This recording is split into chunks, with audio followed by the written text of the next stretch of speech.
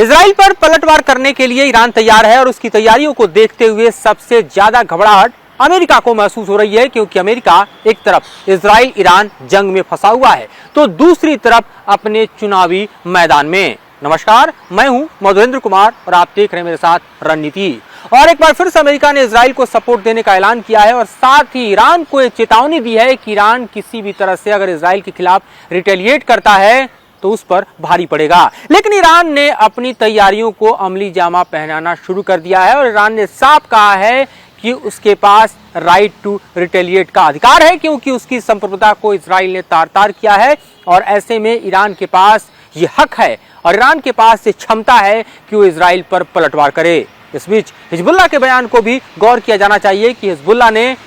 Iran पर Israel के हमले का बदला लेने के लिए खास तौर पर इजराइल पर अपने हमले तेज कर दिए हैं, चाहे ड्रोन अटैक हो या मिसाइल अटैक हो, और हिजबुल्लाह ने भी कहा है कि उसका वॉर खाली नहीं जाएगा। इस बीच मिडिल ईस्ट की बढ़ती धड़कनें साफ देखी जा सकती है। अमेरिकी तैयारी दूसरी तरफ मिडिल ईस्ट में भी देखी जा सकती है, क्योंकि ईरान किसी भी वक्त इजराइल के ऊपर पलटवार कर सकता है। भले ही इजराइल ये दावा कर रहा हो कि उसने ईरान के बैलिस्टिक मिसाइल साइट्स को तबाह किया है, ड्रोन साइट्स को तबाह किया है, और ऐसे में लॉन्ग रेंज बैलिस्टिक मिसाइल बनाने की जो क्षमता है ईरान की उसको कुंद कर दी गई है। लेकिन जानकार बता रहे हैं कि ईरान के पास बने बनाए बैलिस्टिक मिसाइल, क्रूज मिसाइल और जिस तरह के इंटरकॉन्टिनेंटल मिसाइलों का भंडार है। अगर वो एक बार फिर से उसको इजराइल के ऊपर खोल देता है, प्रहार करता है, तो इजराइल में हाहाकार मचना तय माना जाएगा। और तब अगर कोऑर्डिनेटेड वे में एक तरफ से हिजबुल्लाह और एक तरफ से ईरान इस तरह के हमले करे और उसके साथ में अगर हुती यमन से और साथ ही कुछ फोर्स सीरिया से साथ देने लगे तो इजराइल का अस्तित्व भी संकट में पड़ सकता है। लेकिन इस बीच हम ये देख रहे हैं कि प्ले डाउन करने की कोशिश अमेरिका से पुरजोर तरीके से की जा रही है, क्योंकि अमेरिका खुद चुनाव के मैदान में फंसा हुआ है और ऐसे में अगर ये वॉर एस्केलेट करता है, ऐसे में ईरान हमला कर इजराइल को ड्रैग करके वॉर जोन में ले आता है, तो अभी तो इजराइल हिजबुल्लाह के साथ जंग में फंसा हुआ है। अगर ईरान ने भी एक तरफ से जंग का ऐलान कर दिया,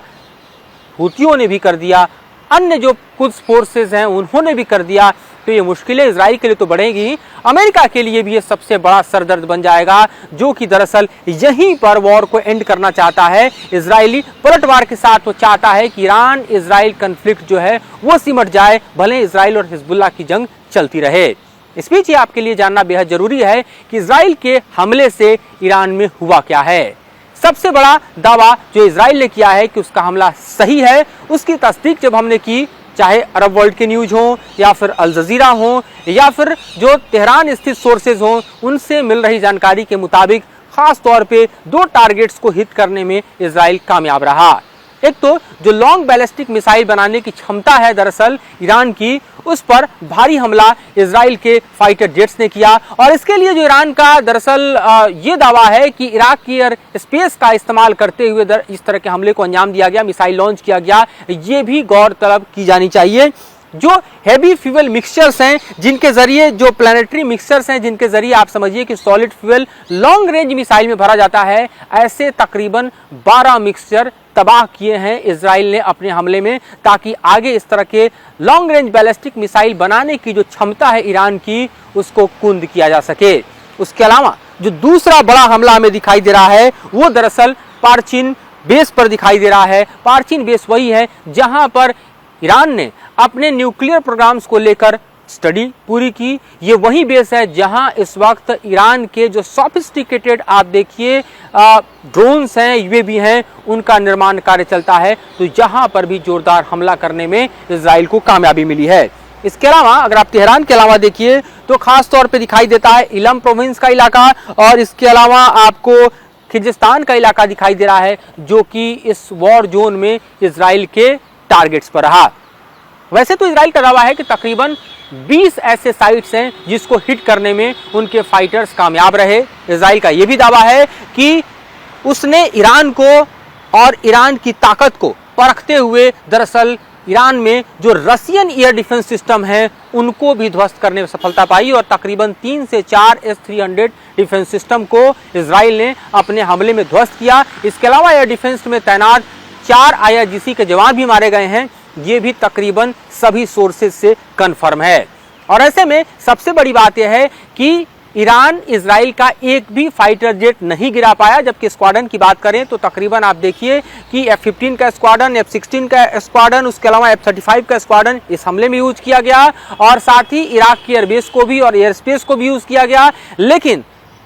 जो इजराइल की सबसे बड़ी ताकत है लॉन्ग रेंज में, यानी 1000 किलोमीटर क्रॉस करते हुए अगर आप ईरान और इजराइल के बीच के डिस्टेंस को देखें, कि अपने फाइटर जेट के जरिए जो एयर स्पेस है ईरान का उसको पेनिट्रेट करता है, उसमें टारगेट्स को हिट करता है, हमले करता है, लेकिन ईरान इजराइल का एक भी फाइटर जेट नहीं गिरा पाता। तो ये दरअसल एक टेस्टिंग भी है कि भले ही ईरान के पास मिसाइल पावर हो, भले ईरान के पास ड्रोन पावर हो, लेकिन जो एयर डोमिनेंस इजराइल के पास है अपने फाइटर जेट के जरिए, जिसमें अमेरिका एक बड़ा साझीदार है, वो दरअसल ईरान की कमी साफ तौर पे खलती दिखाई दे रही है। और ये जो हमला है 26 अक्टूबर का, इसको तस्दीक करता है। ये भी बतलाता है कि आगे अगर जंग भड़कता है तो इजराइल का डोमिनेंस एयर पावर के तौर पर किस तरह से बना रहेगा। इसके अलावा ये भी जानना बेहद जरूरी है कि इस हमले की जद में जो इलाके आए हैं, दरअसल वहां पर भले ही ईरान के एयरबेस और खास तौर पे आप देखिए कि जो एयर डिफेंस सिस्टम है, ड्रोन्स हैं, मिसाइल पावर बनाने की क्षमता है, ये सब दिखाई देता है, लेकिन इसके अलावा ये भी गौरतलब है कि जो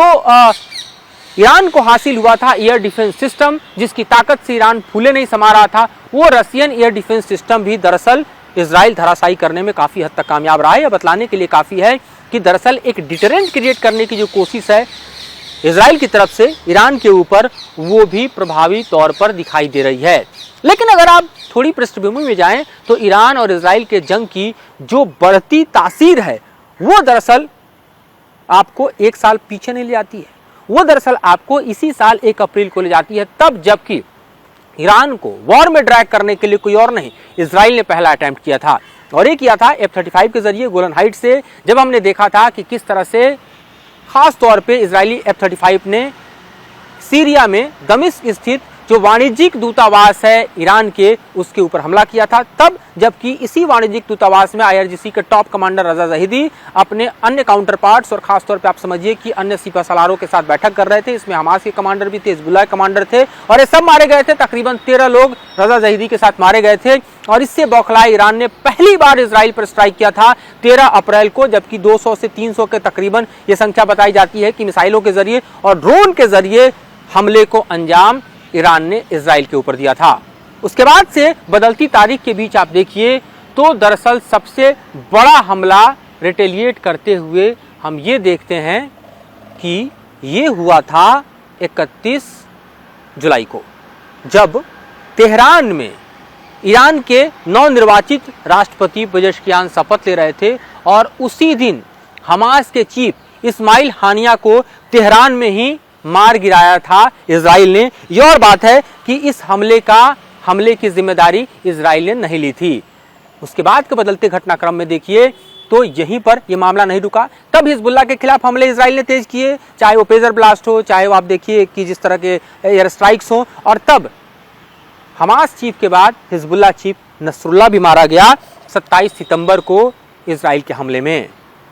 हमास चीफ और हिजबुल्लाह के चीफ मारे गए, तब ईरान के होश उड़े और ईरान ने फिर पलटवार करते हुए 1 अक्टूबर को 180 बैलिस्टिक मिसाइलों के जरिए इजराइल पर हमला कर दिया। यह हमला बेहद जोरदार था। इस हमले की जद में आप देखिए तो ईरान के हमले के जद में देखिए तो इजराइल के बेस भी आए, और ये बेहद खतरनाक हमला था। तब से इंतजार किया जा रहा था कि इजराइल ईरान से कब बदला लेगा। तकरीबन 25 दिन लगे, क्योंकि निगोशिएशंस चलते रहे इजराइल और अमेरिका के बीच में कि न्यूक्लियर साइट्स को हिट नहीं करना है, ऑयल डिपो को हिट नहीं करना है। और तब जाके हमले की तारीख आई 25 दिन बाद, यानी 26 तारीख को ये हमला ईरान के ऊपर इजराइल ने कर दिखाया। अब ईरान की बारी है और देखना है कि ईरान अब कैसे पलटवार करता है और किस तरह से मिडिल ईस्ट में भड़कता हुआ युद्ध आगे की तरफ जाता है। फिलहाल इस मुद्दे पर इतना ही।